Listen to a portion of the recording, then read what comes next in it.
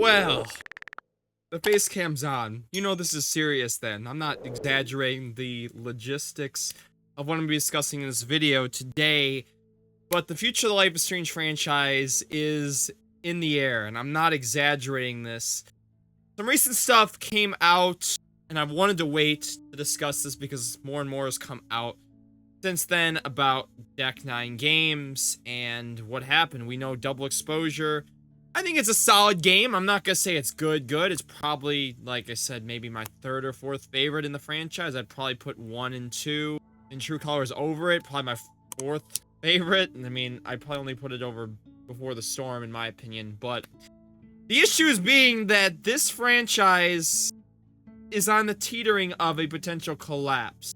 And it's because of Deck 9 games. Deck 9 games, as we know, had layoffs earlier this year. And some recent news has just come out on them that we're going to be discussing, which it does not look good at all. Let's just put it flat out and simple. So I definitely think y'all need to stay tuned for this video. If you guys do enjoy this, be sure to drop a like and subscribe for more content covering Life is Strange and the future of the franchise. Talk about the near 30% below subscribe by hitting the subscribe button, hit the notification bell, have it set to all. You miss my videos covering Life is Strange, don't nod or any of that. And let's go for 1,000 likes on this video. We got the face cam. Hope you guys enjoy. So where do I begin? Life is Strange Double Exposure is a mixed game. What I mean by mixed, the reviews of it. It is a game that you can't say it's really good, but you can't say it's really bad. It's like more like in a middle hearing point. You've got half the fan base that is mad over, well, maybe even more than half, that is mad over the stuff that happened with Chloe Price and how they handled the Bay versus Bay endings. In my opinion, they didn't do it right. And again, it's kind of hard to do it again when you have all these determinancies, which is why bringing Max in itself was a risk. Because you have a lot of fan bases here that are at play, a lot of people that have a lot of different decisions, and you're trying to respect both endings, and in essence, you really have not respected them through this game. The first 3 chapters of the game, in my opinion, were some of the best we've seen in the franchise. From the storyline, to the choices, to the mystery. But again, it flat out goes to the ending, how the game concludes, how those initial choices matter, and how they build up to a culminating conclusion. Because it looks like the first 3 episodes were written really well, very good, and then it looks like the last 2, they just had a complete collapse. The last 2 chapters, in my opinion, were not that good. They were short, very short in comparison. First 3 episodes, they were super short, like an hour. Some people I saw like an hour, 8, an hour?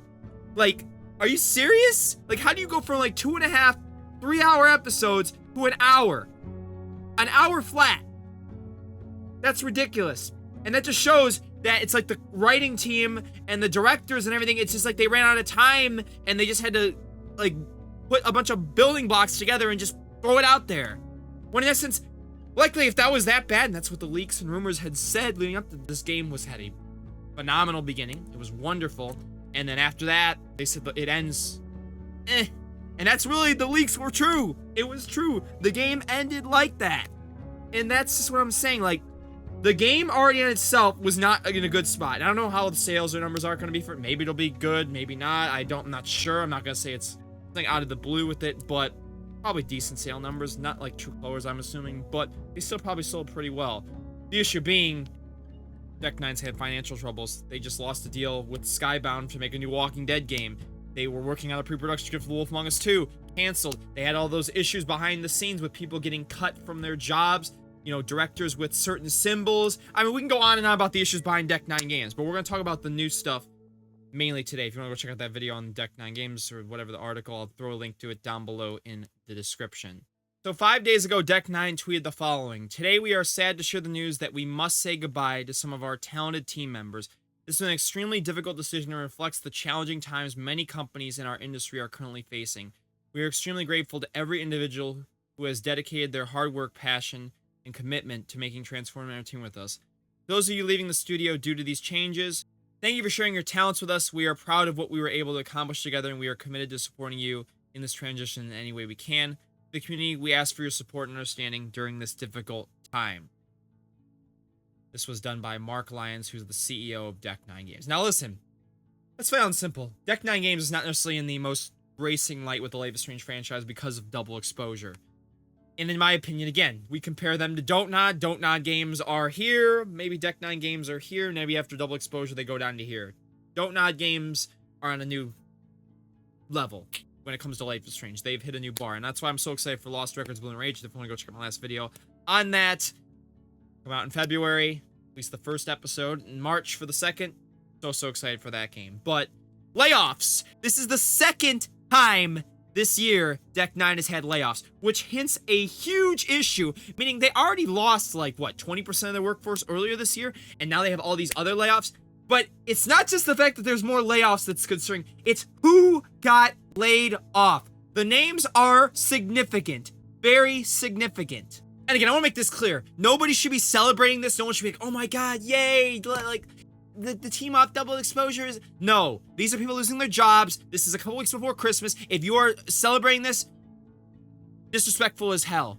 Don't do that. This is not something to be happy about and be like, because you don't like a certain game or certain decisions that were made. It's disrespectful as hell, and I hope anyone that does this realizes that this is wrong. You should not be celebrating this at all.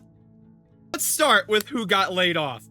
First one being a guy I know from Telltale Games. He actually was following me on Twitter. And again, I think he got so much stuff. He had to deactivate his Twitter because of all the stuff with Adam Chloe. And again, I don't condone harassment. I don't condone belittling someone because you didn't like a certain thing they did. Again, we don't know what happened behind the scenes. We don't know how much control Square Enix had. We don't know how their full influence. But Jonathan Strader, who is the director of this game, has been laid off. Think about the significance of this, considering the future of the franchise and the Max Caulfield will return. Them setting up Safi, Diamond, all this other stuff, and considering the director, the head of this, is gone. He is gone. Nope, no more, bye-bye-bye, like, he is done. That is significant. Because where are you going to go from here? You're your director, the person that is in charge of the franchise and the games. Gone. As he said the following, unfortunately, I was part of the Deck 9 layoffs last week. Wild to see shots from our game in the Game Awards hype trailer and to be unemployed, but that is just the way things are in 2024. My heartfelt thanks to Mark Lyons, Lucy Lyons, and Jeff Litchford for their trust over the years. After Telltale shut down in 2018, I never imagined I'd get another opportunity to direct the game. You gave me the opportunity to apply everything I learned from those early experiences to become a better leader and creative. I always appreciate the support of our partners at Square Enix. So I'm looking for my next role, and it's really sad because, again, I don't think he's really, again, a lot of people are just going to say what they have about their opinions about what they think of those, but I think this guy is a really nice dude. I never got to personally meet him, but I saw him, when I went to PAX, and like I said, I think he's just a really nice guy, and I wish him the best finding a new job. Again, it's just unfortunate that Deck 9 had to do this right as the holidays are approaching, Christmas. It's just very, very sad and sickening in my opinion, but like you said, it's 2024. It is what it is. Like, it's not surprised, honestly, with how bad of a spot the gaming industry is. Now, the narrative director, Felice Kwan, also was let go from Deck 9. So you've got the director of the game and the narrative director both gone from double exposure. That is significant. She said, yesterday, I and the remainder of my writers were among the many layoffs at Deck 9 Games. After the business of launching Life is Strange Double Exposure without most of the narrative team, it feels fitting that we are finally united on the other side. So picture this. The entire narrative team behind Life is Strange Double Exposure is now gone. That is like, I didn't even realize. I'm like, that, it makes me think this franchise is going to do a complete 180. I mean, because think about it. You've already got something set up, but maybe they're going to consider this game like a New Frontier was to Telltale Walking Dead. And I don't even think the New Frontier was that bad. They might just do a complete 180 flip from what they initially had, which is what I think we're going for in this future.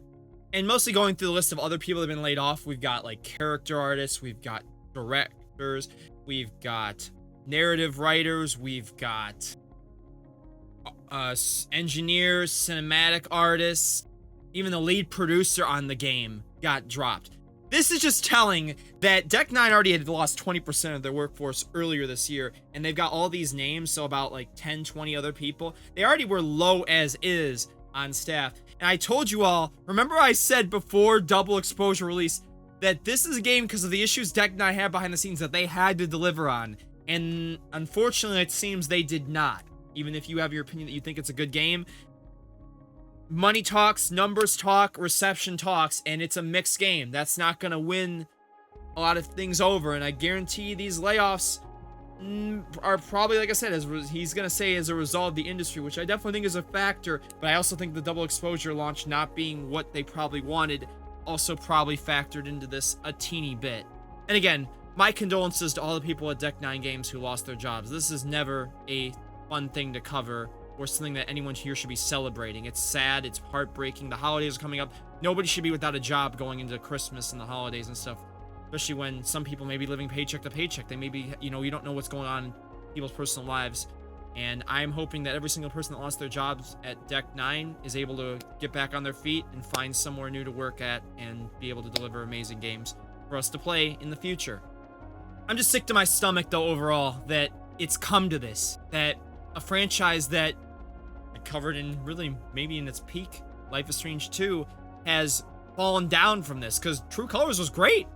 No complaints about that game. That was one of my favorites. And we've gone from that to this now, and all these layoffs and all this other stuff. I think Deck 9 is on the teetering of collapse right now. I think it's safe to say that they might be done soon, and I'm not exaggerating. This might be another Telltale Games situation where they're on the brink now. I think it's no exaggeration when you've let off such key people on the team. And now they're supposed to be working on another game. I don't know what that is. I don't think it's Life is Strange. And then they also, the other Life is Strange game that supposedly is going to be following Double Exposure 2, Life is Strange 5, whatever you want to call it. And Max Caulfield will return. I don't even know if they're going to be following that anymore because of these layoffs. I'm sad. As a Life is Strange fan, I'm sad. It could be it. This Double Exposure.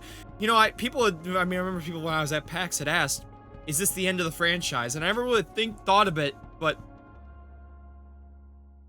here's where my eyes a little bit. That this could be it. This could be the ending. And I don't know what Square Enix will do if Deck 9 goes under. Will they give it to another studio? Will they just end it there?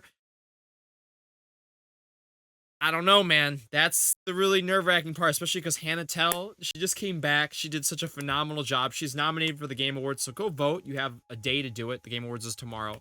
So go vote for her.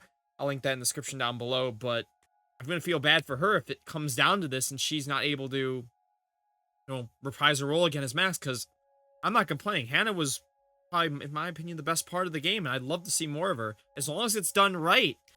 And now that we've got the director and all the narrative people gone, who knows where they're going to go from here? Who's going to pick this up? Who's going to fix this mess? Because it's in a mess right now. It is a convoluted mess, and whoever is expected to come in and pick up the reins is in for a hell of a lot of work to get this right on the right path again, because I really do think that we may never see another Life is Strange game again. I think that is a real possibility. And the future of this franchise is definitely, I would say, now in the clouds. So that's going to do it for me, guys. I know we just made a video recently on Life is Strange 5 a couple weeks ago and about all that. But I don't know if you should take that all now with a grain of salt because of all these layoffs. Because Jonathan Strawder, who I literally referenced in that video, it basically said that they were planning things in the future. And now he's gone. So I don't know what they're going to do now, because that is such a big name, and a lot of people that left, they're such significant people to this game and the future of the franchise. I don't know. I'm very nervous, and I definitely think y'all should definitely be on the eye for a potential closure of Deck 9 Games. I don't pray for it. I don't want it.